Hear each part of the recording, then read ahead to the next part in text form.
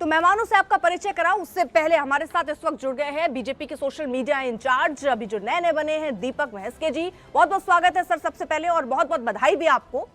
BJP की नई team में आपको बड़ी जिम्मेदारी मिली है। सबसे पहले बताइए कि आपकी तैयारी क्या रहने वाली, चुनौती बड़ी है सर।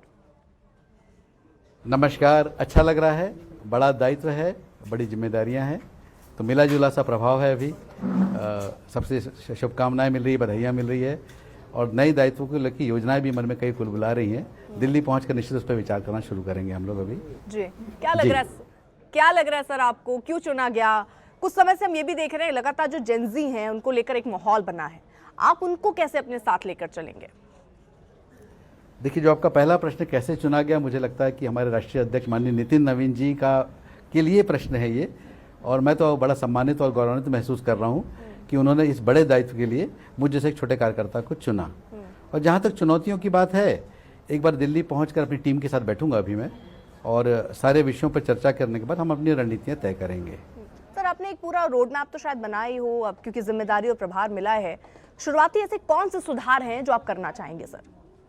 उन्होंने काफ़ी चीज़ों को, देखिए, फोकस हमेशा से रहा है, अभी भी रहेगा। जेनजीज इसमें एक्टिव हैं, हम उनके साथ उनकी भाषा में बात करेंगे। हमारे युवा मोर्चा के विंग्स के साथ हम लोग मिलकर कार्यक्रम बनाएंगे। हमारा जो कंटेंट है, जो सकारात्मक कंटेंट है, उनके लहजे में उनके विषयों को लेकर उन तक पहुंचने का, और उनके माध्यमों में जिन जिन प्लेटफॉर्म में, जैसे इसमें है इंस्टाग्राम में ज़्यादा सक्रिय हैं तो वहाँ तक उनके कंटेंट लेके पहुँचेंगे।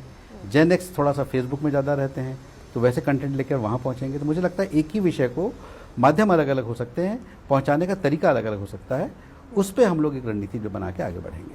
तो आपने जेनजी वाली अपनी रणनीति बता दी सर, लेकिन शुरुआती सुधार पर भी मैं आपसे बात करूंगी। वहीं अभी आपको क्या लग रहा है सर, किस तरफ आपको ज्यादा ध्यान देना होगा आगे, ये जरा मैं समझना चाहूंगी।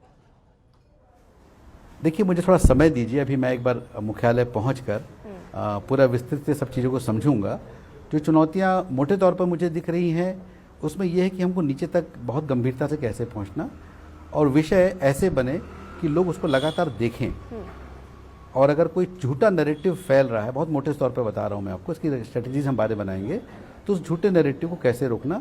दो तरीके हो सकते हैं कि गलत बातें जो फैला रही है उसकी सही बातें रोचक ढंग से लोगों तक पहुँचाना, और दूसरा, अगर लॉ भंग करके लोग कोई विषय डाल रहे हैं, कोई एआई कंटेंट डाल रहे हैं, देश विरोधी कंटेंट है, किसी की भावनाओं का आहत कर रहा है, किसी का अपमान कर रहा है, तो उसका कानून के तहत उस पर हम लोग कार्रवाई करने के लिए भी आग्रह करेंगे। सर, हाल ही में सोशल मीडिया कंटेंट पर भी नजर रखी जा रही है, उसे आप किस तरह से देख रहे हैं? क्योंकि आप काफी ये जिक्र कर रहे हैं, लेकिन इसके लिए फिर क्या रणनीति और इसको किस तरह से देख रहे हैं, ये बताइए। बहुत अच्छी बात है, किसी को अधिकार नहीं है, बहुत ज़्यादा जरूरी है। स्वतंत्रता का मतलब ये भी नहीं है कि हम किसी का अपमान करें, कुछ ऐसी बातें फैलाएं, भ्रम फैलाएं, देश के अहित में होने वाली बातें लिखें। आज़ादी का कतई ये मतलब नहीं है। तो सरकार की पैनी नज़र है और होनी भी चाहिए, और कानून उसके लिए बने हुए हैं, कानून अपना काम करेगा। हम तो ये आग्रह करते हैं जिसको भी जहाँ भी ऐसी कोई विषय दिखता है तो रिपोर्ट करें, हम भी करेंगे। बहुत शुक्रिया आपका सर हमारे साथ जुड़ने के लिए। तो दीपक महस्के सर को सुन रहे